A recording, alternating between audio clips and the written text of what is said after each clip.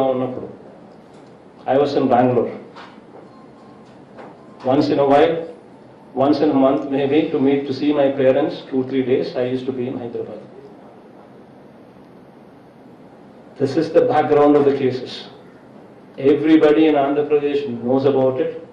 Andhra people have given this verdict in the People's Court, clearly teaching these people a good lesson. Major questions అయిపోయినాయి కదా English మీడియాకి వెళ్ళిపోయి అన్ని అవే కదా.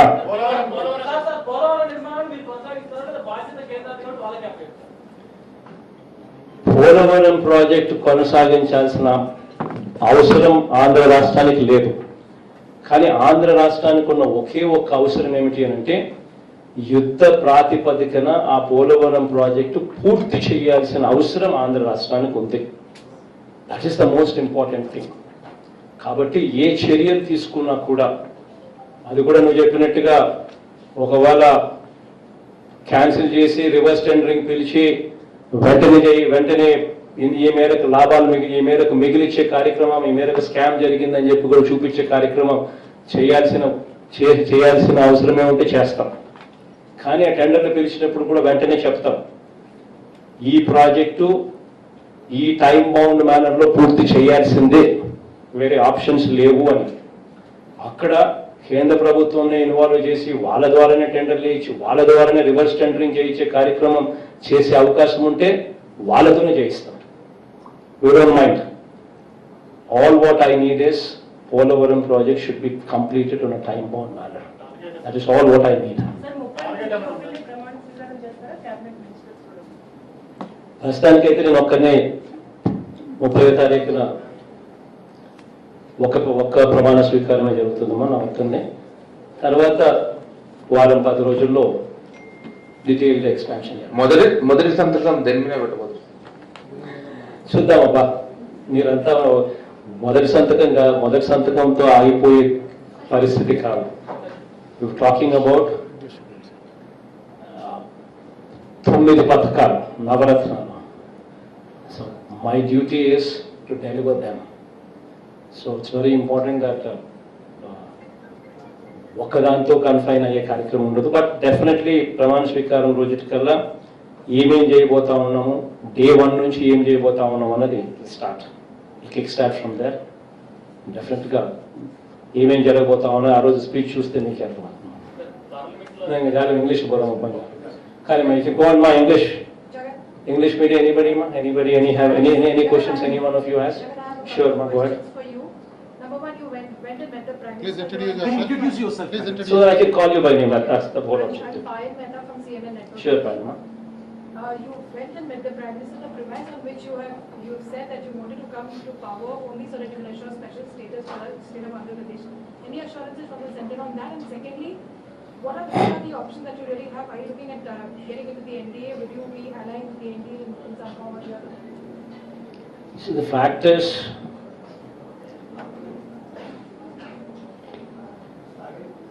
had these numbers been 250, what I prayed for literally, it would have been a wonderful moment for the states. A word what was given on the floor of the House was not delivered. That is the plight of democracy that we see today. But yes, unfortunately, since those numbers are not 250 that we were hoping for, and since these numbers are 340 and odd, what have actually been a reality, there is very little that we can do in demanding or in commanding. But yes, we did meet the Prime Minister. We did explain to him as to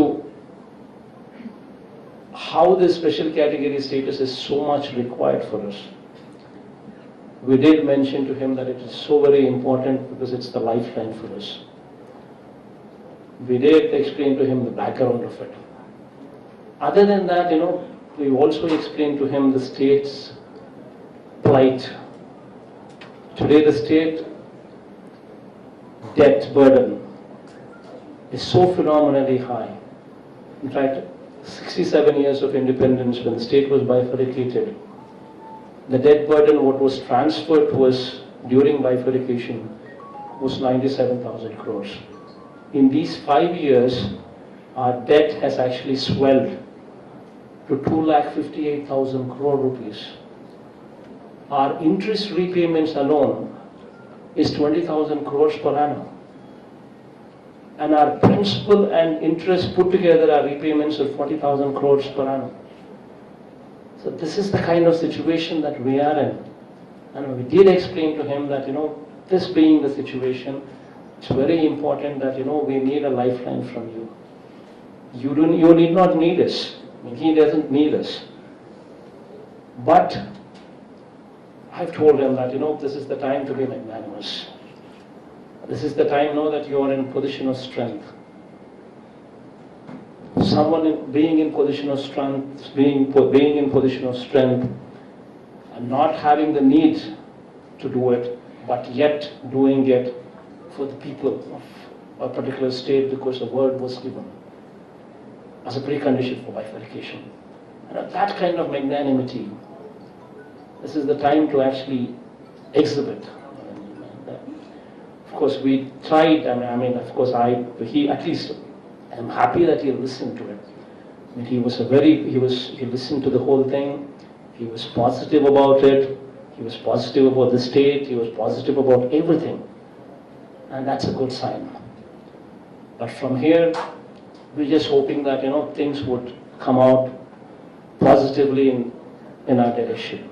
So we're just hoping that things would emerge in our direction in a positive way. But one thing I can assuredly say, so this is the first meeting with the Prime Minister today, and God's grace, God willing, I'll probably be meeting the Prime Minister maybe another 30 times or 40 times or 50 times, whatever God permits me to do over these 5 years. Every time I go meet him, I will definitely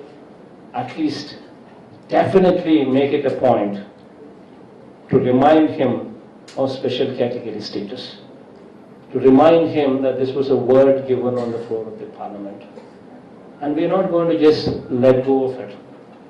Okay, today we might not get it. We might be at somebody's mercy.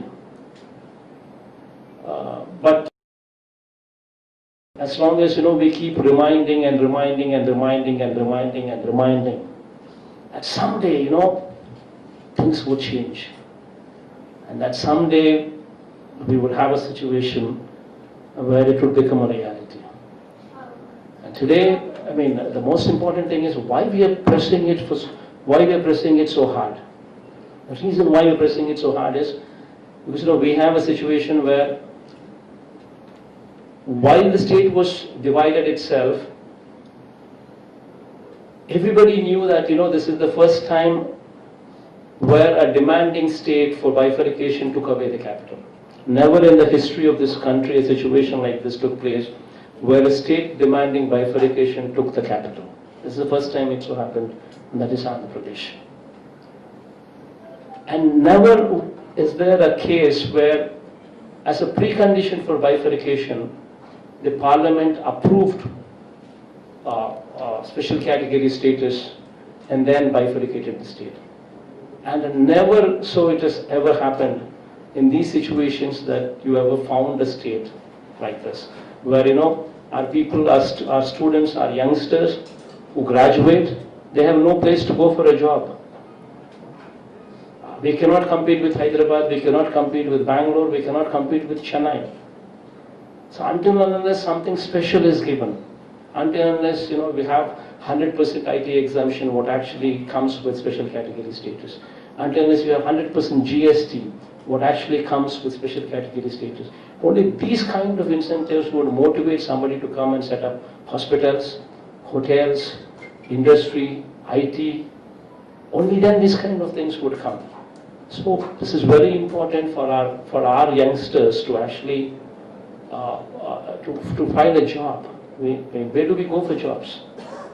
But at the same time, these numbers are put the central government at a big advantage and depriving us of the advantage what otherwise we would have expected from a hung parliament. Are you denying I think we'll give them. We'll give them. Sir, this is No, no, sir, no, Krishna. Sir, this is Shantashi from Republic TV. Sure. Sir,